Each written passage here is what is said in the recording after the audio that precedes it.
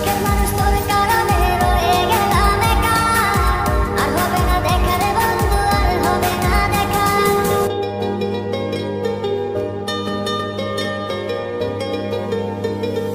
অন্তরেতে কিসের জ্বালা বলিব যে